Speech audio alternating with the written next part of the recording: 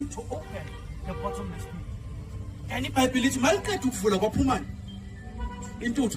trust me, that's why I'm telling people, it connects you to the bottomless pit. Why? Because everything here then functions in the spirit of those who have died. So that angel there is classified as Lucifer. So when he comes with the keys, he opens. And the Bible says, into your corner, it went as far to hide the sun, the moon, and the stars. As if now this thing, it must be the one that controls the entire earth. Are you together, Basala? This is a region, it's a captivity, and people must be released. Funda sisibona. Wafiphazwa ilanga nomkhathi umusi womgodi. Ukufiphazwa yini? Ukuvalwa yithi. Wavalwa ni ilanga. Wavalwa umkhathi. Wenza njani? Ngentuthu yomgodi.